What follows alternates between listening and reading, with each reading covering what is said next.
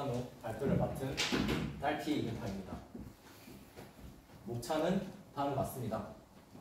첫 번째로 프롤로그입니다. 생각보다 프롤로그가 좀 길긴 한데 일단은 여러분들께 질문 드리고 싶습니다. 근본적으로 대학교에 왜 오셨나요? 라는 질문에 남들이 다 가길래 아니면 부모님께서 시켜서요 등의 이유가 있을 겁니다. 하지만 원하든 원하지 않았든 남들처럼 12년간의 초중고등학교 12년 의무교육과정을 거치고 남들처럼 이제는 취업이라는 다음 목표를 위해서 대부분 입학을 하셨을 겁니다. 또한 입시 시즌에 취업이 잘 된다더라, 개발자가 좀 좋다더라, 혹은 그냥 성적에 맞춰서 왔든 이러한 여러 가지 정말 수많은 학과 선택지 중에서 IT 학과에 재학을 하셨을 겁니다. 이렇게 저를 비롯한 여기 계시는 모든 분들께서는 이런 대입이나 취업 시즌 등 그 인생의 중요한 이벤트에서 선택의 길을 놓이게 됩니다. 고등학생 때는 이런 대학교에 지원하기 위해서 암묵적으로 과탐, 사탐을 선택해서 문이과를 선택을 했고, 이제 컴붕에 오신 이상 IT 계열 한정으로 취업을 위해서 여러 가지 분야 중 하나를 정하게 될 것입니다. 저는 이 발표를 통하여 이 많은 분야 중에서 보안이라는 분야에 대해서 좀 알려드리려고 합니다. IT 계열에서는 정말 크게는 아까 말씀드렸듯이 웹, 인공지능, 게임, 보안 등 여러 가지 분야가 있고, 이런 각자 분야 중에서 어떤 친구가 어떤 일을 하는지 아는 것은 추후에 여러분들이 취업을 하실 때 어떤 분야를 선택할지 정말 선택하는지에 정말 많은 도움이 될 것입니다. 실제로 저는 저학년 때 이러한 정보의 부재로 인해서 무엇을 할지조차 몰랐어가지고 좀 헤맸던 경험이 있는데요. 그래서 이 발표를 들으시는 여러분들께서는 최소한 이 보안이라는 직무에 뭐가 있고 이에 대한 준비사 그리고 우리 학교의 상황 등을 다 알려드릴 거고, 이를 통해서 여러분들의 취업 선택에 많은 도움이 되었으면 좋겠습니다. 본격적으로 보안 계열의 종류입니다. 이는 제가 두 가지 분류로 나눴는데요. 첫 번째로 학문적인 분류와 진짜 취업을 하실 때의 직무적인 분류로 나눠보았습니다. 첫 번째로 학문적인 분류입니다. 정말 크게는 보안에는 5가지가 있습니다. 첫 번째로 웹해킹입니다. 이렇게 클라이언트, 서버, 데이터베이스 간의 상호작용을 하는 웹 서비스를 기반으로 대상으로 공격하는 기법에 대한 학문입니다. 이런 크로스 사이트 스크립팅, 여러분들이 한 번쯤 들어보셨을 SQL 인젝션 등을 통해서 저희는 클라이언트 인증 탈취, 그냥 남인 척하고 하는 거예요. 그리고 서버를 다운시키는 서버 과부하, 그리고 웹서버를 웬만해서는 담당하고 있을 리눅스에 대한 권한 탈취, 그리고 여러분들의 정보를 가지고 있을 데이터베이스 유출, 그리고 정상적인 로그인을 하지 않고도 로그인을 할 수 있는 인증 오해 등 여러 가지 할 수 있습니다. 학교 과목 중에서는 아마 2학년 1학기의 웹 프로그래밍, 그리고 3학년 1학기의 네트워크와 데이터베이스가 도움이 될 것입니다. 다음으로 시스템 해킹입니다. 이러한 컴퓨터의 HTTP나 SMTP 등 컴퓨터의 프로토콜이나 아니면 정말 상용적인 예로 카카오톡이나 여러분들이 사용하시는 여러 가지 상용 프로그램, 혹은 이런 윈도우, 안드로이드, 리눅스 운영체제 자체의 취약점을 통하여 컴퓨터를 공격하는 기법에 대한 학문입니다. 다른 말로 포노블이라고 하고요. 이런 오버플로우나 리턴 오리엔티드 프로그램이라는 여러 가지 공격 기법을 통해서 이러한 저희 다른 컴퓨터에서 원격으로 코드를 실행을 하거나 아니면 원격 코드 실행을 통해서 그 컴퓨터의 어둠이까지 먹어버리는 권한 상승 등의 공격을 할 수 있습니다. 저희 학교 커리큘럼에서는 보통 1학년 2학기 C 언어, 이런 컴구조나 운영체제 네트워크를 배우면 좋습니다. 다음으로 디지털 포렌식입니다. 여러분들이 컴퓨터를 하시는 데 있어서 정말 단적인 예로 이런 PPT를 더블 클릭해서 여는 것만으로도 어디선가는 흔적이 남습니다. 솔직히 전공자도 잘 모르는 건데 비전공자들이 모르겠죠. 그래서 이런 흔적들을 바탕으로 범죄자 혹은 해커가 자신이 행하는 불법적인 행위에 대하여 디지털 흔적을 수색하여 범죄에 대한 증거 아니면 해킹 시도에 대한 흔적들을 수집하는 학문입니다. 이를 공부하기 위해서 파일 시스템, 윈도우 아티팩트라고 하는 것은 이런 윈도우 컴퓨터에 남는 흔적들을 말하고요. 리눅스 아티팩트나 나중에 어쨌든 법적으로 싸워야 되기 때문에 형사소송법 아니면 이러한 포렌식 툴을 사용하는 법이나 그 해킹 시도들을 탐지하기 위한 네트워크 패킷 분석, 로그 분석, 그리고 이런 포렌식 기법들을 우회하는 흔적을 지워버리는 거죠. 그런 안티 포렌식이나 정보를 숨기는 스테가노그래피 등에 대한 학습을 하게 될 것입니다. 그리고 이를 위한 학교 커리큘럼에서는 아까 보셨던 폰구조 운영체제 네트워크 등을 공부하시게 될 것 같습니다. 마지막으로 리버싱입니다. 한글로는 역공학이라고 하죠. 여러분들이 사용하는 상용 프로그램, 아까 예시로 들었던 카카오톡 같은 실행 파일만으로 코드 없이 해당 프로그램이 컴퓨터에서 어떤 행위를 하는지 자세하게 분석하는 행위를 말합니다. 이를 공부하기 위해서 실제로 그 실행을 시키면서 그 레지스터리나 레지스터에 어떤 변화가 생기는지 다 보는 동적 분석, 아니면 그 어셈블리어만으로 어떤 행위를 하는지 정적 분석, 그리고 이를 지원하는 툴 사용법, 그리고 이런 가상 환경을 통해서 동적 분석을 하기 때문에 세팅하는 법, 그리고 이런 실행 파일에 대한 구조, 그리고 어셈블리어나 등등을 공부하게 되시면 리버싱을 할 수 있습니다. 또 익숙하죠? 컴퓨터 구조, 운영체제 네트워크 같은 CS 지식이 수반됩니다. 그리고 암호학은 제가 뭐라 말해줄지 애매하네요. 그냥 보이시는 대로 그냥 통문을 암호문으로 바꿔주는 암호학, 알고리즘의 원리에 대한 학문입니다. 보통 상해 1학기 컴퓨터 시스템 보안 과목에서 이런 암호학을 가르치고요. 뭐 대칭키, 비대칭키 등 암호학 알고리즘이나 특히 암호학은 수학에 대해서 잘 아셔야 됩니다. 그리고 이런 대표적인 5개에서 뭔가 2차전직스러운 느낌으로 3가지가 더 있습니다. 살짝 그 1차전직이랑 다른 분야긴 한데 살짝 같지도 다르지도 않긴 하지만 어쨌든 좀 그런 분야입니다. 첫 번째로 모바일 해킹입니다. 말 그대로 휴대폰에 대한 해킹인데요. 이를 위한 기반 지식은 아마 시스템 해킹 플러스 웹 해킹이 될 것 같습니다.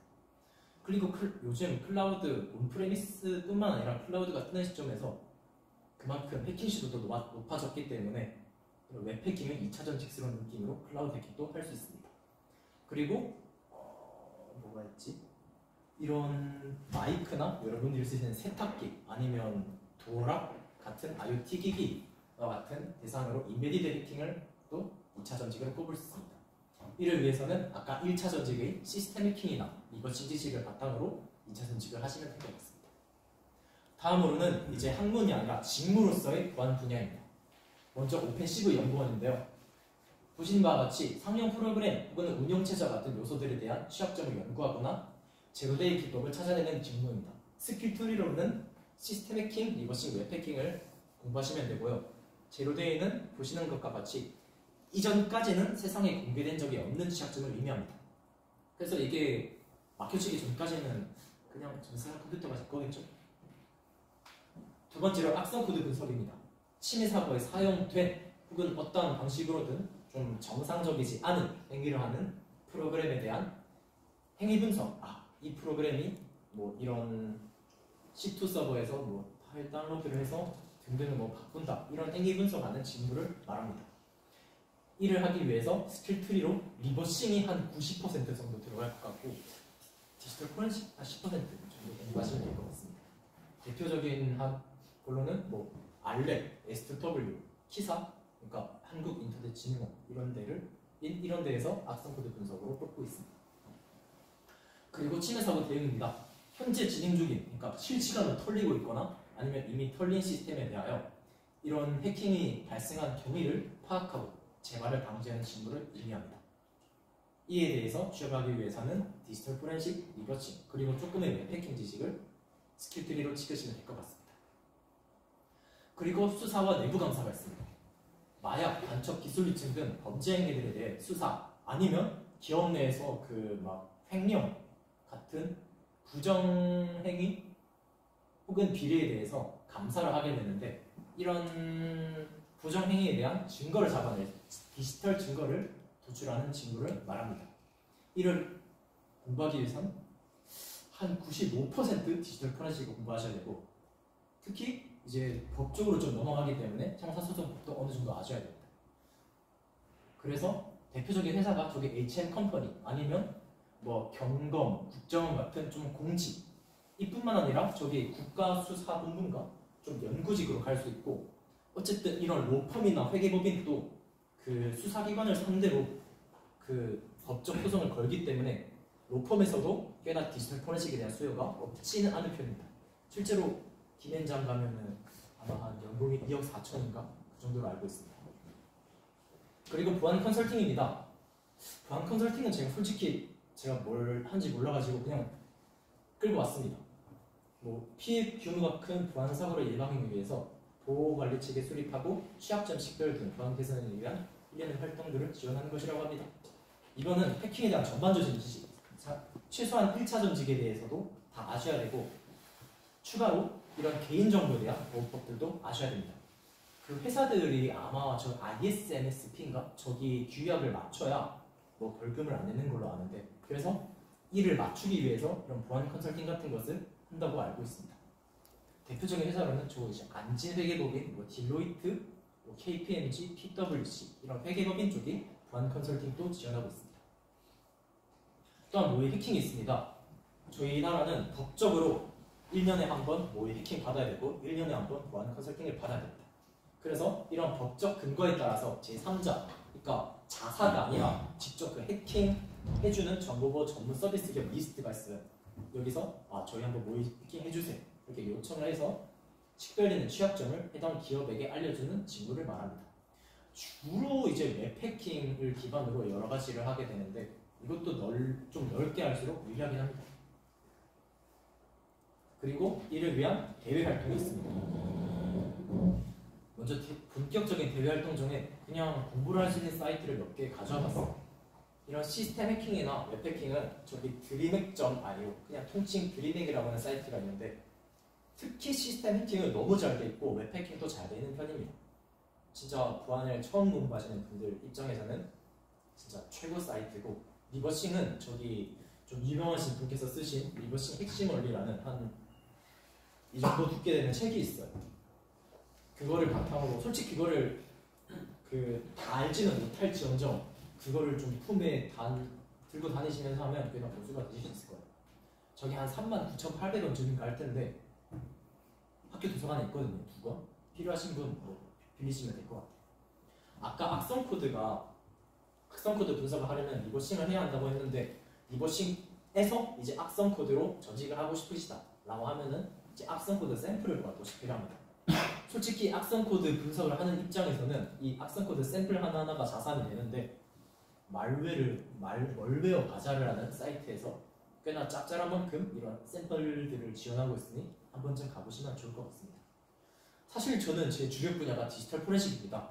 근데 이 분야 자체가 너무 넓다 보니까 이렇게 뭐 드림핵을 봐라, 책을 봐라 라고 하기에는 좀 애매한 감정이 있어가지고 그냥 구글에서 뭐 디지털 포렌식 쳐서 나오는 거 보시면 될 것 같아요. 저도 어떻게 했는지 기억이 안 나요. 그래서 이렇게 개인적인 공부를 합니다. 근데 그 성취도 혹은 그 진행도를 확인하시고 싶으실 때가 있어요. 그래서 저희 나라는 자체적으로 버그 바운티라는 제도를 운영을 합니다. 이게 뭐냐라고 하면은 어떤 단체에서 합법으로 자기 사이트를 해킹을 해주세요 라고 이런 버그 바운티 플랫폼에 올려서 화이트 해커들은 저 해볼게요 라고 해서 취약점을 찾으면 합법적으로 돈을 주는 제도입니다. 저희 나라의 대표적인 버그 바운티 플랫폼으로는 뭐 NT 버그 캠프 아니면 파인더캠 아니면 저기 보시는 패치데이 등이 있습니다. 본격적으로 진짜 대외 활동입니다. 저는 첫 번째로 해킹 캠프라는 대외 활동을 추천드리고 싶습니다. 대충 한 여름방학, 겨울방학 한 번씩 중고등학생, 대학생을 모아가지고 하루 모여가지고 뭐 해킹 관련 여러 가지 발표를 듣고 밤새서 해킹 대회 CTF라는 대회를 진행하는 프로그램입니다. 입문자 입장에서 상대적으로 쉬운 편이며 간단히 하루 정도니까 사람 만나기 좋아서 이렇게 혼자서 공부하다가 본격적으로 대회로 나갈 때 가면 좋을 것 같은 프로그램입니다. 참고로 CTF는 캐치 더 플래그라는 말의 줄임말이며 일부러 어떤 시스템의 취약점을 만들어 놓고 이런 취약점을 통해서 그 시스템을 뚫어서 특정 문자열, 해당 문제의 답을 찾는 해킹 대회 방식입니다. 보안에 입문을 하시게 되면 아마 이 CTF는 진리도록 하시게 될 것입니다. 두 번째로 화이트 스쿨입니다. 과기정통부의 한국정보기술연구원 통칭 키트리에서 국회 피셜 초중급 화이트 해커 양성 목적으로 만든 프로그램입니다. 일단 저희는 일단 다 대학생이니까 1, 2, 3, 4학년 모두 지원할 수 있고요. 장점은 뒤에 나올 프로그램인 베스트 오브 더 베스트 지원 시에 가산점을 주면서 한 학기 동안 진행합니다. 그리고 한 학기만큼 진행하는 만큼 진짜 본격적인 대외 활동이라고 말할 수 있습니다. 하지만 서울에서 진행되고 그래서 2주마다 학기 동안 2주마다 서울을 가야 돼요. 좀 돈도 깨지겠고 시간도 깨지겠죠. 그리고 한 7개월 동안 하는 걸로 아는데 한 3, 4개월 차부터 부안 관련 프로젝트를 하게 됩니다. 팀을 꾸려가지고. 그래서 학업 병행하랴 이렇게 대외 활동들이라 학기를 병행할 거면 진짜 마음을 단단히 드셔야 됩니다. 잠을 주무실 일이 없을 거예요. 그래도 주말마다 가니까 휴학을 하지 않고 이론상 학기는 병행 가능합니다. 그리고 BOB, 베스트 오브 더 베스트라고 차세대 부활리더 양성 프로그램이 있습니다. 아까 그 화이트 스쿨 주최 측인 키트리에서 이번에는 고급 화이트 해커 양성 목적으로 만든 프로그램이고 이것도 저학년 대상입니다. 장점으로는 그냥 대한민국에서 현 시점 보안 관련 대외 활동 중 그냥 독보적 1등이고요. 거기서 기술적 지식뿐만 아니라 특히 네트워킹 그리고 사업 관리가 넘사벽이에요. 근데 이게 7월부터 12월까지 하는데 여름방학 동안 오전 9시부터 밤 10시까지 주말 없이 그냥 수업을 들어야 되고요. 과제도 살인적입니다. 그리고 개강 시점부터는 아까 화이트 스쿨처럼 프로젝트를 진행하게 되는데 먼저 그래서 7, 8월까지는 무조건 9 to 10 수업이 있기 때문에 의무적으로 돈이 들어가고 서울에 있어야 되고 프제 때는 물론 선택이긴 하지만 웬만해선 팀원이 서울 소재가 많기 때문에 서울에 있어야 합니다. 좀 부모님 등골이 휘겠죠? 그래서 보통은 이 BOB는 수강 학점이 적은 4학년이 와가지고 BOB 프젝이랑 그 적은 학기 학점을 병행을 합니다. 4학년이 아닌 학년은 아마 이걸 하려면 휴학을 하셔야 될 거예요. 제 이야기고요. 그리고 K실드 주니어라고 있습니다. 이번에는 한국인터넷진흥원 키사에서 진행하는 프로그램인데 이거는 4학년만이에요. 4학년 대상인 만큼 끝나고 취업 연계가 꽤나 좋습니다. 수업도 비올만큼 없어서 그래도 숨을 쉴 수는 있는 정도고 그만큼 시간이 있기 때문에 여러 가지 취업 준비, 영어나 정처기 같은 것도 딸 수 있을 거예요. 하지만 확실히 그 보안에 드는 시간이 BOB하고 차이 나는 만큼 그냥 단독 스펙으로 BOB냐 K실드냐 싸우면 BOB가 압도를 해요. 에필로그입니다. 먼저 제가 이런 강의를 할 때마다 한 번쯤 들었던 질문을 그냥 몇 개씩 가져와봤어요. 보안은 돈을 잘 버냐? 라고 하면은 절대 아닙니다. 개발에 비해서 가성비가 안 나와요. 물론 이건 그 월급쟁이 기준이고요. 이런 월급쟁이를 하면서 혹시나 근데 취약점을 찾을 수 있게 된다 라고 하면은 이게 좀 크리티컬하면은 한 일시불로 한 2, 3천만 원 꽂히는 건 있지만 단순히 그런 연봉, 월급쟁이로서는 봤을 때는 가성비가 최악입니다. 개발해야 하면 해킹만으로 잘하는 사람은 있을 수 있습니다. 하지만 말씀드리고 싶은 것은 개발을 잘하면 웬만해선 해킹도 잘해요. 그리고 아까 그 학문으로서의 해킹을 소개할 때 컴구조나 운영체제, 네트워크가 필요하다고 했는데 저는 그런 거 모르는데요. 라고 하면은 일단 탑다운 방식이라고 했어요. 뭐라도 시작하고 그때 모르는 거는 그제서야 찾아보는 방식을 탑다운이라고 합니다. 솔직히 다른 컴퓨터 공학과나 보안학과조차도 CS 시간 2, 3학년 전부터 나오기 때문에 탑다운 방식도 보안 한정에서는 꽤나 좋은 방식이라고 생각합니다. 오른쪽은 개인적인 질문이니까 일단 넘어가도록 하겠습니다. 진짜 에필로그입니다. 끝난 줄 알았는데 더 있어서 죄송하지만 그만큼 일단 제가 드리고 싶은 말씀을 세 줄 정도 가져와 봤습니다. 이건 모든 분야에 걸쳐서 드리고 싶은 말씀이에요. 절대 학과 커리큘럼만으로는 부족합니다. 그래서 이런 동아리 활동이나 개인 공부 같은 거 하시고 이런 일련의 과정들을 블로그에 적어두세요. 실제로 제가 여러 가지 대외 활동 지원하거나 회사 그냥 요건 안 되는데 지원 사이트를 볼 수가 있거든요. 거기 보면은 대놓고 여러분 티스토리나 블로그 주소를 넣어주세요. 이런 칸이 많아요. 그래서 어차피 자기 공부도 할 겸 적어놓고 이렇게 자소서나 이력서에 한 줄 적을 수 있는 꽤나 좋은 스펙이 될 겁니다. 그리고 이건 부안쟁이들 한정으로 하는 이야기이긴 하지만 지금 보시는 것은 아까 말씀드렸던 화이트 스쿨 입학식에서 어떤 겁없는 친구가 좀 불편한 발언을 했고 그에 대한 화이트 스쿨 멘토님의 답정이에요. 이게 부안이라는 업계가 제가 말씀드리고 싶은 것은 이 부안이라는 업계에서 꽤나 힘있는 한 사람이 이렇게 그냥 다른 진로를 찾아보세요라고 협박이 가능한 만큼 이 업계가 좁아요. 하지만 이 업계가 좁다는 말은 다른 말로 아는 사람이 한 명이라도 많을수록 그 효과가 극대화된다는 말입니다. 솔직히 저희 학교 함정으로 정보 보안에 대한 정보나 지원이 단 하나도 없어요. 교내에서 그냥 놀고 먹고 하면은 그냥 우물한 개구리가 될 거예요. 그러니까 처음에는 그냥 처음부터 하면 좀 그러니까 어느 정도 공부를 하시고 아까 말씀드렸던 여러 가지 대외 활동을 통해서 인맥을 쌓아가시면 그 효력을 나중에 톡톡히 보시게 될 것입니다. 마지막으로 이건 부안이 아니더라도 모두 말씀드리고 싶은 건데요. 뭐라도 빨리 시작하면 좋을 것 같아요. 저는 개인적으로 실패할 수 있는 기회라는 말을 좋아합니다. 1학년은 1학년이야. 2학년은 아직은 괜찮겠지 라는 마인드로 저학년 때부터 분야를 설정하는 기회를 놓치는 케이스를 꽤나 봤습니다. 정말 예를 들어서 3학년 때 나 이제 백엔드 해야지 하고 백엔드를 만약 시작했어요. 근데 백엔드가 안 맞을 수도 있죠. 하지만 3학년이라는 학년은 어느 정도 취업 전선에 가까워질 만큼 그 분야를 전형하기가 꽤나 애매할 수 있는 입장이에요. 물론 3학년도 절대 늦지 않았습니다.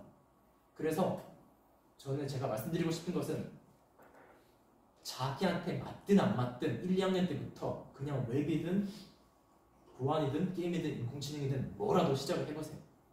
맞지 않으면 추후에 자기가 맞지 않는 걸 소구할 수 있는 기회가 생기는 것이고 만약 운이 좋아서 그 분야가 저학년부터 맞다 라고 하면은 다른 사람들에 비해서 확실히 그 빨리 시작한 메리트가 있을 것입니다.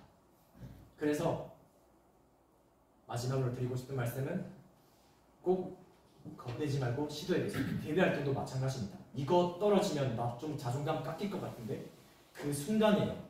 추후에 가면은 이때 왜 지원 안 했지? 후회가 막심하실 겁니다. 다들 도전하세요. 이상 발표자 이근탁이었습니다.